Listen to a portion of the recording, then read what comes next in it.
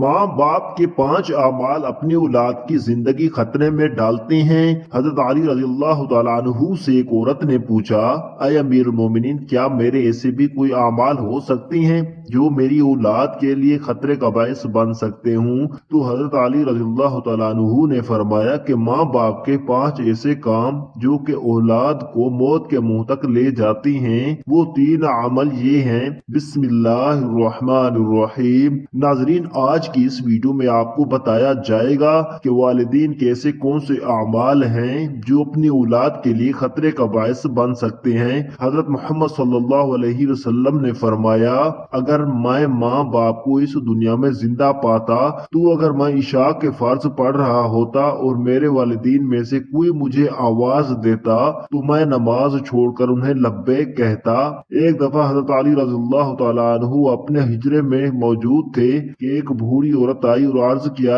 अमीरुल मोमिनीन, मेरी 2 ही औलादी हैं, एक बेटा और दूसरी बेटी। वो दोनों ही नाफरमान हैं और वो दोनों अक्सर बीमार रहती हैं। मेरी बेटी का रिश्ता लेने के लिए कोई तैयार नहीं और मेरे बेटे को कोई रिश्ता देने के लिए तैयार नहीं है। मैं ऐसा कौन सा अमल करूं जिससे उनकी जिंदगी में बरकत आए और वो अमल उन्हें नफा दें और वो मेरी नाफरमानी भी ना करें, वो सेहत याब भी हो जाएं। मैं ऐसा कौन सा काम करूं क्योंकि वो दोनों नाफरमान हैं, मेरा कहा नहीं मानते, मेरा बेटा शराब और दीगर गुनाह भी करता है, वो दोनों दीन इस्लाम से मुताबिकत नहीं रखते। अय अमीरुल मोमिनीन, मुझे कोई ऐसा अमल बताइए जिससे वो दोनों राह रास्त पर आ जाएं, दोनों के रिश्ते भी हो जाएं, वो नाफरमान बरदार भी बन जाएं और दोनों सेहतमंद भी हो जाएं। हजरत अली रज़ियल्लाहु तआला अन्हु ने इस औरत से फरमाया कि माँ बाप के 5 ऐसे गुनाह जिनकी सजा औलाद को भी मिलती है,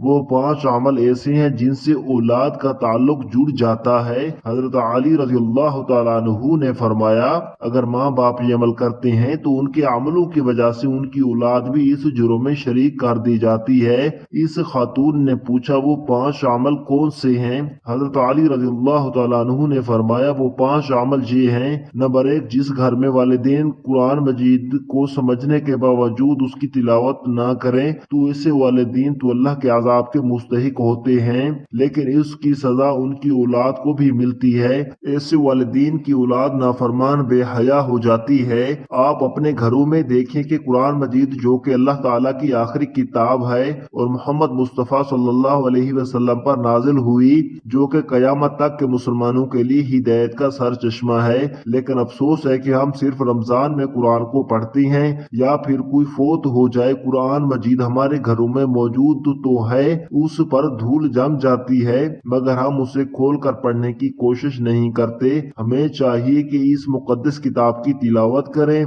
ताकि हमारे घरों में अल्लाह ताला रहमतें और बरकतें नाज़िल फरमाता रहे। जो माँ बाप कुरान को समझने के बावजूद नहीं पढ़ते, उनकी औलादें बेहया और तंगदस्त हो जाती हैं। नंबर 2, अमीरुल मोमिनीन हजरत अली रज़ियल्लाहु तआला अन्हु ने फरमाया, जिस घर में माँ बाप रोजाना लड़ती हैं और एक दूसरे को गालियां देती हैं, जहाँ गालियां दी जाए वहाँ शैतान ही डेरे डालती हैं, फरिश्ते नहीं, और शैतान उनको हर वक्त भड़काते रहते हैं। आप खुद सोचिए कि जिस घर में हर वक्त शैतान का वसीला हो, फरिश्ते वहां ना आए तो ऐसा घर जहन्नम ही होगा, क्योंकि फरिश्ते तो यहूदियों और मुशरिकों के घर नहीं आते। हजूर नबी करीम सल्लल्लाहु अलैहि वसल्लम का फरमान अक़दस है कि एक दूसरे को गालियां देना इस्लाम में हराम है। वालिदीन को देखकर औलाद जवान होती है, जैसा तर्ज अमल वालिदीन का होगा औलाद भी वैसी ही होगी। जिन बच्चों ने सारी उम्र अपने वालिदीन को लड़ाई झगड़ा करते गालियां देते देखा, तो ऐसी औलाद से वालिदीन कैसे तवक्को रख सकते हैं कि उनकी औलाद फरमाबरदार होगी। इसलिए हजरत अली रज़ियल्लाहु अन्हु ने फरमाया कि माँ बाप को चाहिए कि दीन इस्लाम में बातचीत के जो तरीके बताए गए हैं इन पर अमल करें ताकि उनकी औलाद की तरबियत दुरुस्त तरीके से हो। इसी तरह आपकी औलादें नाफरमान और बेहया नहीं होंगी। अपने घरों में नेकी की बातें बاتیں پھلائیں، اپنی اولاد کو نیکی کا درس دیجیے، اپنی بیٹیوں کو حضرت فاطمہ اور حضرت عائشہ صدیقہ رضی اللہ تعالیٰ عنہما کے واقعات بتایا کریں، ان کے طرز زندگی کے متعلق بتایا کریں تاکہ ہماری بیٹیاں باحیا اور پردہ دار ہوں۔ نمبر 3، حضرت علی رضی اللہ تعالیٰ عنہ فرماتے ہیں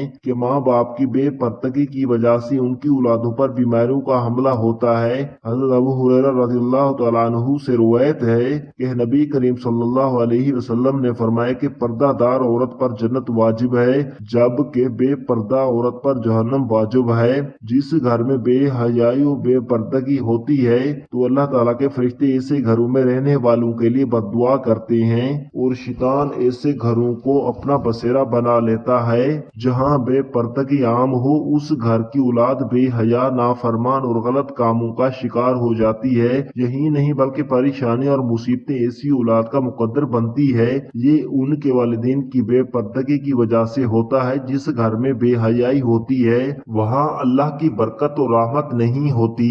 ایسے ماں باپ کی اولادیں فتنوں اور بلاؤں سے محفوظ نہیں رہ سکیں گی کیونکہ اللہ کے فرشتے جو کہ ان فتنوں کو روکتے ہیں وہ تو اس گھر سے چلے جاتے ہیں۔ ایسی اولاد ماں باپ کی نافرمانی کرتی ہے اور ہمیشہ پریشانی میں مبتلا رہتی ہے۔ ماں باپ کو چاہیے کہ وہ پردے کا خاص خیال رکھیں تاکہ ان کی اولاد بھی ان کی پیروی کرے۔ آپ نے مشاہدہ کیا ہوگا کہ آپ کے ارد گرد جو ماں باپ پردے کا خیال نہیں رکھتے تو ان کی باتیں زبان زد عام ہوتی ہیں۔ اکثر عورتیں یہ کہتی ہوئی دکھائی دیتی ہیں کہ پردہ دل کا ہونا چاہیے، تو ایسی عورتوں کو اللہ کے غضب سے ڈرنا چاہیے کہ کیا ان کا دل حضرت فاطمہ الزہرا رضی اللہ عنہا اور حضرت عائشہ رضی اللہ تعالیٰ عنہما کے دل سے زیادہ پاک ہے؟ اگر ان کے لیے پردے کا حکم تھا تو آج کی خواتین اپنے آپ کو کسی جگہ پر دیکھتی ہیں۔ نمبر 4، حضرت علی رضی اللہ تعالیٰ عنہ نے فرمایا کہ وہ والدین جو کہ کسی دوسرے کی اولاد کے بارے میں برا سوچتی ہیں انہیں دیکھنا چاہیے کہ اگر وہ دوسرے کی اولاد کے بارے میں برا سوچیں گے تو ان کی اولاد بھی اس برے عمل سے بچ نہیں پائے گی۔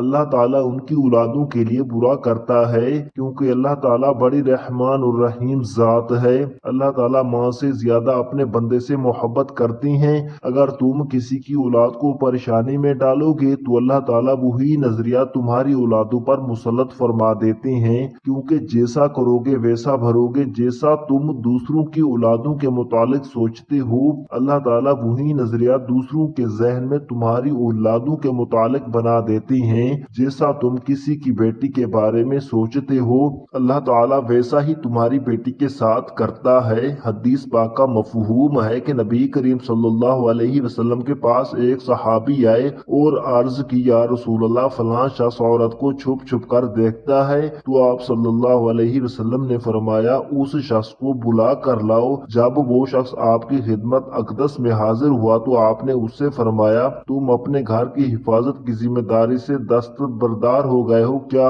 اس شخص نے جواب دیا نہیں، میں تو اپنے گھر کی آپ کے فرمان کے مطابق نگہبانی کرتا ہوں۔ آپ صلی اللہ علیہ وسلم نے فرمایا جاؤ گھر جا کر دیکھو کیا آپ کا گھر محفوظ بھی ہے یا نہیں۔ وہ شخص جب اپنے گھر آیا تو دیکھا کہ اس کے گھر کی ایک دیوار گر چکی ہے۔ وہ شخص واپس آپ صلی اللہ علیہ وسلم کی خدمت میں حاضر ہوا اور پوچھا یا رسول اللہ یہ کیا معاملہ ہے؟ تو آپ صلی اللہ علیہ وسلم نے فرمایا اگر تم کسی کی عورت کو دیکھو گے تو اللہ تعالیٰ تمہارے گھر کی دیواریں گرا دے گا۔ تو ناظرین دوسروں کی بیٹیوں کو اپنی بیٹیاں سمجھیں، دوسروں کی بہنوں کو اپنی بہن سمجھیں تاکہ تمہاری عزتیں بھی محفوظ رہ سکیں۔ نمبر 5، حضرت علی رضی اللہ تعالیٰ عنہ نے فرمایا جو ماں باپ اپنے گھر میں حلال حرام کا فرق نہ کرتے ہوں، حرام وہ نہیں کہ حرام جانور کھا لیا جائے یا کوئی حرام چیز کھا لی جائے، یہ تو قطعاً حرام ہے۔ حرام وہ جو حلال کو حرام کر کے کھایا جاتا ہے، کسی سے دھوکہ فراڈ کر کے اس کا حق کھا لیا جائے یا کسی غریب مسکین کا حق کھا لیا جائے تو یہ بھی حرام ہے۔ اگر حرام مال بچوں کو کھلایا جائے تو اولاد نافرمان، بے حیا اور بیماریوں میں مبتلا ہو جاتی ہے۔